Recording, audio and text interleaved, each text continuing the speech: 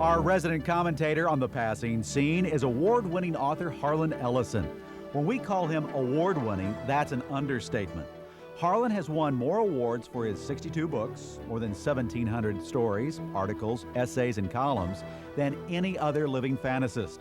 His current books are Minefields, Mephisto and Onyx, and I, Robot Screenplay, based on concepts by Isaac Asimov.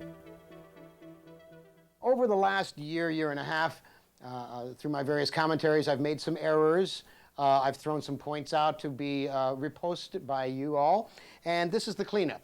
The first one comes from Professor James Gunn, the well-known author and editor and anthologist, who said, by the way, in the re-showing of your piece about awards shown Sunday, you may already have learned that Hugo Gernsback came from Luxembourg.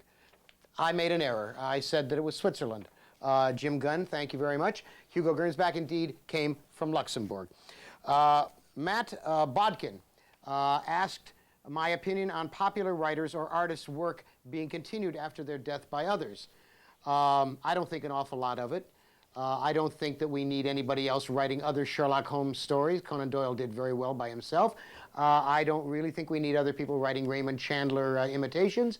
I don't think there's much to that kind of thing. I think it's grave robbing. I think collaboration is one thing, as done by Frederick Pohl and C.M. Kornbluth, but I think using the creations of other writers or artists after they're gone is digging them up and standing them up for people to grin at. That takes care of that one. Now, many of you had heard that there was an organization of pusillanimous, pustulant creatures who had formed an organization called Enemies of Ellison. That is true. They could not take me on alone, so they ganged up. They have been getting a lot of bad play as a result of this.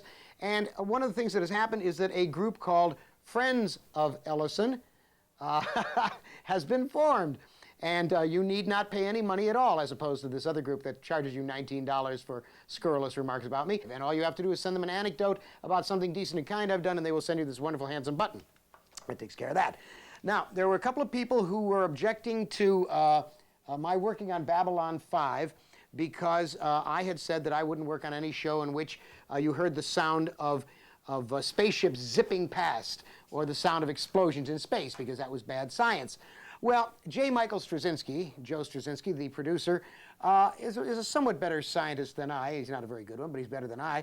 And so he appealed on the internet, those of you who have no lives and sit there all night long, potchkin around with the internet, and he got answers from all kinds of wonderful people, like Rick Tumlin and even Freeman Dyson, the inventor of the Dyson sphere.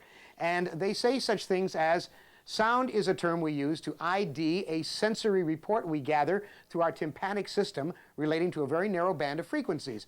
Vibrations are gathered through the skin. Either way, it requires a medium, meaning like air, to be transmitted. I said, would you hear sound in space?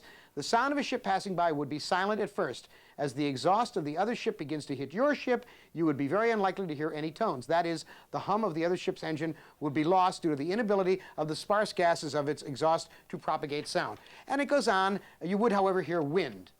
In fact, you would likely hear a faint sound of wind anytime you move.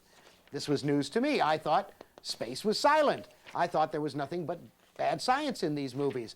Well, all of this was responses to Joe's request, would there be sound in space? And the last little piece that I wanted to read to you, because apparently you will be able to hear some things, and they have adjusted the sound on Babylon 5 accordingly to be scientifically accurate. Even a ship just passing by would create a disturbance in the plasma. If the ship was moving supersonically, which essentially means the same as it does in the atmosphere, although it's a little more complicated, it would also create a shock wave and a sonic boom. An ordinary microphone stuck out in space would pick up and translate a lot of these waves into sound. Now, that's Steve Smith from the High Altitude Observatory. So I stand corrected. You would hear some sound in space, and I'm glad I'm working on Babylon 5, where there is a little sound in space. We have here on America Online any number of items that were sent along about my performance here, but there's somebody named, he calls himself the Mighty Mick.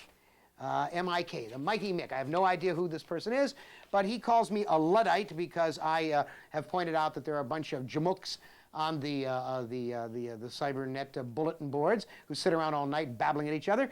And he says, it seems to be, who will drag Ellison kicking and screaming into the 21st century?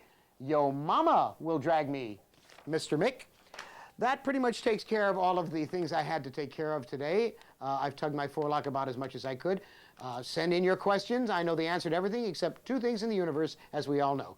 It's been my pleasure talking to you. Do come again next week.